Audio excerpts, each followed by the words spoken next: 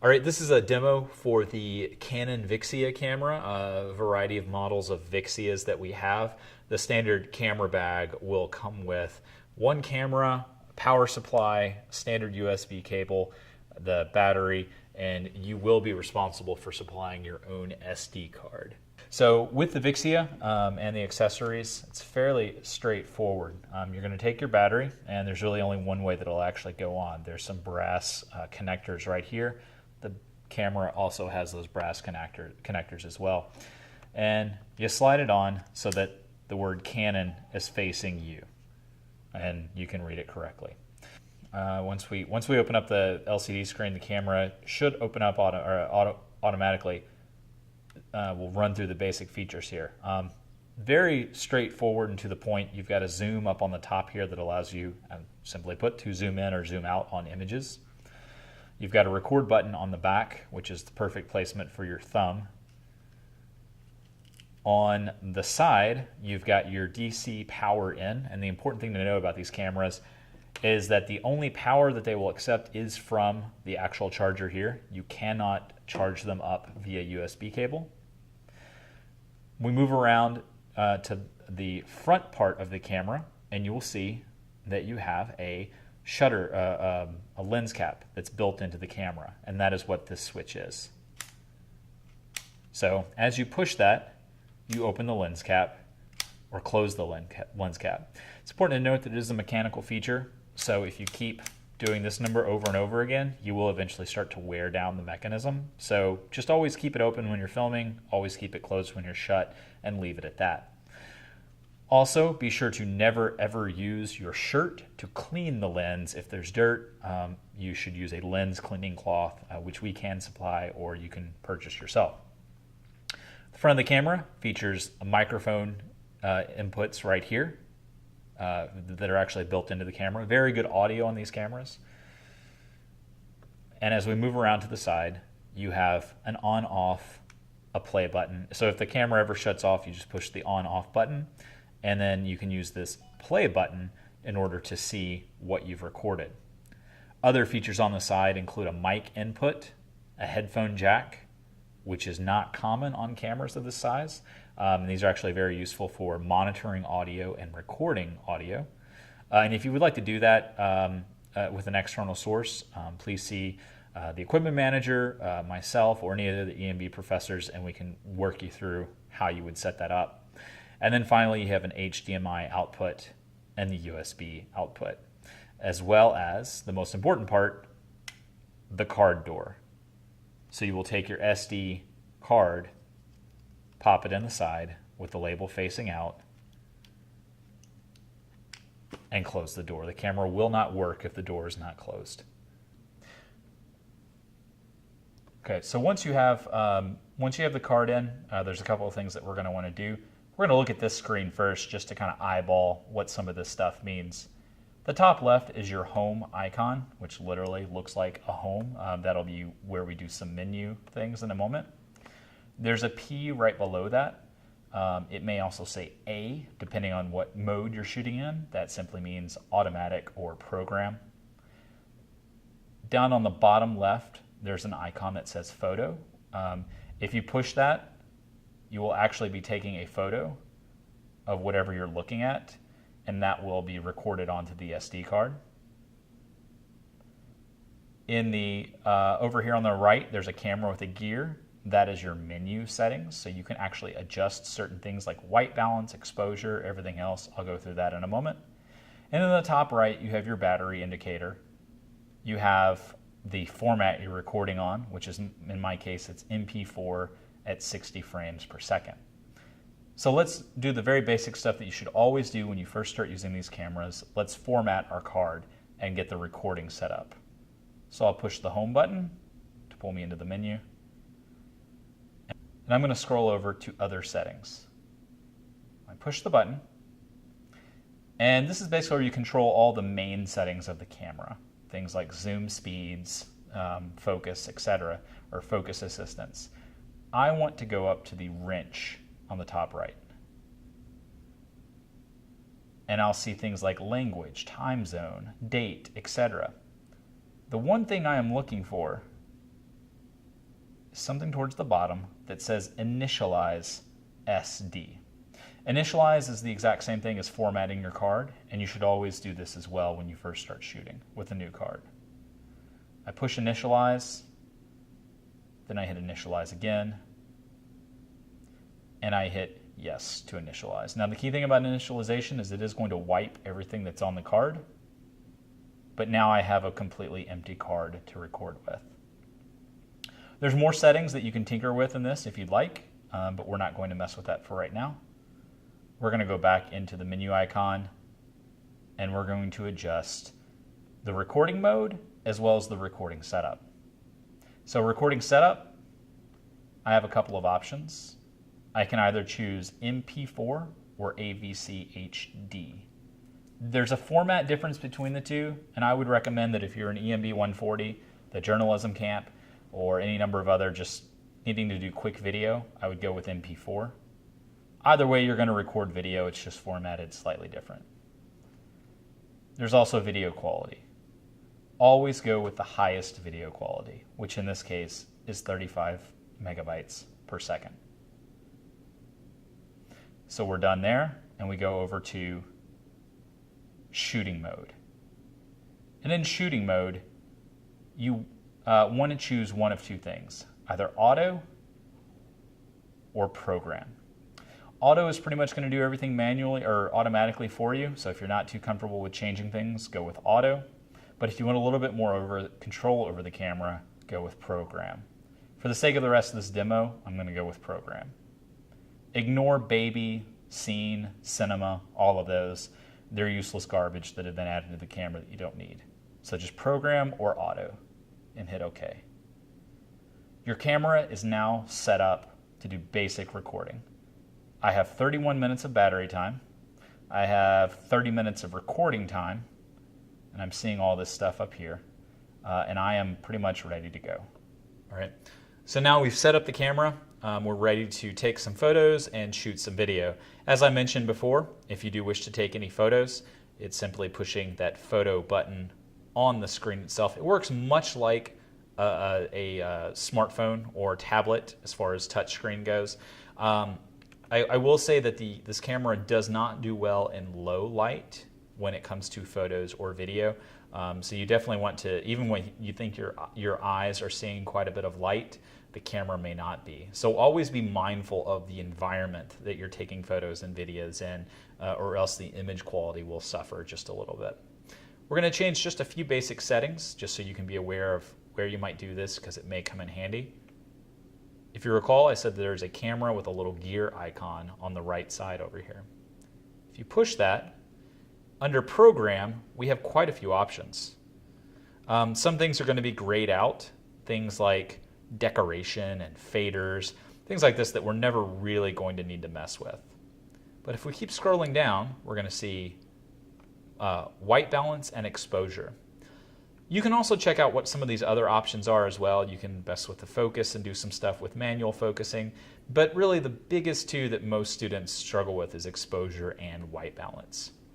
Basically exposure, sometimes your image is too light, sometimes your image is too dark, and white balance, sometimes your image, the colors are a little off, is what that addresses.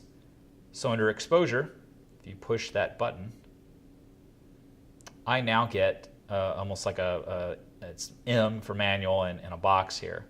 If I push the M, I now get a slider that allows me to adjust the exposure manually. As I move to the left, I darken the image.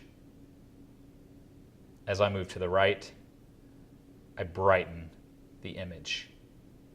By default, it's set at 0, but you can go to -3 or +3. So we're going to put it back on 0. So again, that is under manual, or that is under exposure.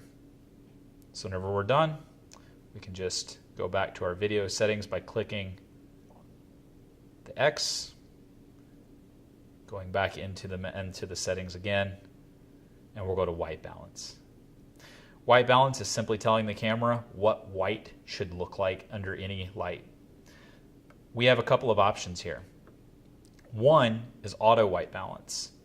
And the camera is going to do its best with auto white balance to try to adjust the colors naturally, meaning white should look like white under any condition.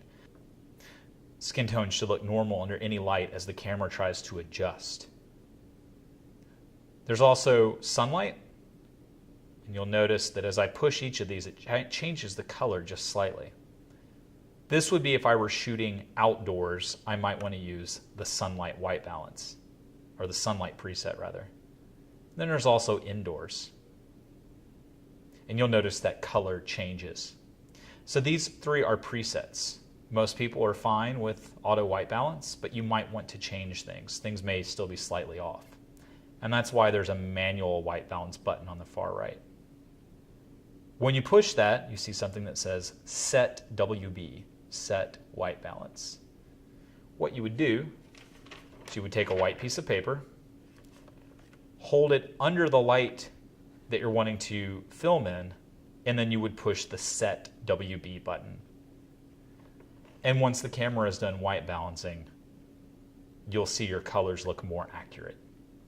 So that is white balance. And again, you can only do these things under the program function of the camera, or program shooting mode. You can't do that under auto. Under auto, the camera is going to do all the work for you. So very basic stuff to know. Would also recommend that if you do check one of these cameras out, don't be afraid to experiment and see what different menus do. You can always reset the camera if something happens. So the record and playback function on this camera is the last thing I'll discuss with regards to just the camera itself. Recording on the camera is simple. Again, with photos, you simply push the photo button and it takes a photo. Record, you push the record button on the back and you start recording video. Right now I've recorded 5, 6, 7, 8 seconds of video, and I push the record button again to stop. If you want to look at any of the photos or the video that you've recorded, you hit the play button on the side of the camera as mentioned earlier. And then this pops up. Your menu pops up with everything that has been recorded or filmed. By default, it wants to go to video. All you have to do if you want to preview a video is push the thumbnail itself. And there you go. There's some garbage that I just recorded a moment ago. But you get the idea. Then you get all these different controls as to what you're able to do with that video. If I push the play button again on the side of the camera, and I push it again until I get back into this playback mode, if I want to see the photos that I've taken, I hit the home button up at the top left, and I go to photo playback. All right, and so I would go to the photo thumbnails and begin pushing, much like with video, I can click on the image and scroll through as if I was looking through a tablet or a smartphone. That is the basics of the Canon Vixia. It's a very good camera. Onboard audio is very good as long as you're close to your subject and not in a noisy environment. But again, do know that you can run external audio into these cameras if need be. Probably the most important part of filmmaking, and especially working with those smaller cameras, is the tripod itself. Definitely a very valuable thing to consider when shooting, whether it's photos or video. A few things to note on the tripod is it is a very basic piece of equipment. If you've ever used a tripod before, they all work pretty much the exact same. They have legs that can expand and spread down to give you kind of a wider, more stable balance to the shot. They have a tilt head or a pan head up at the top that we can control. A couple things to note on the legs of the tripods, especially on this Sun Pack version that you may end up getting. These little round rubber rotary dials here, you only need to turn it to the left just a hair in order to actually extend the legs out, like so. If you turn it too much, and I'm not going to demonstrate this right now, but if you keep turning it, eventually the leg will actually fall apart. And then you pretty much have a useless tripod until it's repaired. So again, it doesn't take much, just a slight turn, and then a slight turn to turn it back. We'll extend those out in just a moment. Up at the top, this handle here, if If you twist to the left, you now loosen up the tilt head, and you can actually tilt the tripod's head up and down. If you tighten it, the tripod's head will no longer tilt up and down. On the side, you have pan lock. And panning, right here, this is the pan lock, allows you to pan the tripod's head left and right. If we lock this down here and here, the tripod, well, will have a lot more resistance to it. And the most important part up the top is the tripod head itself. And that is this, the quick release plate. You can hold it for now. The quick release plate fits directly onto the bottom of the camera. You screw that on. Always make sure that the camera is tight on the head plate.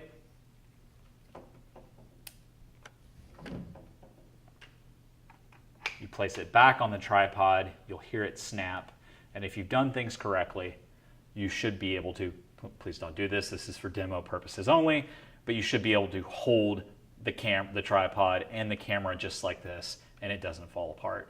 If it falls apart, you've done something wrong.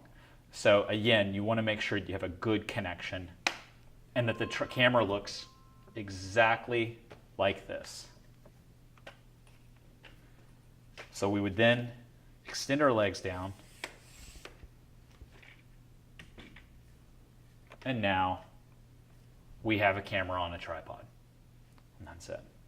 We can loosen things, we can pan the camera around, and we can also extend the camera even taller, like so. Very basic setup. Again, it's easy to forget using a tripod, but it's also one of the most important pieces of video.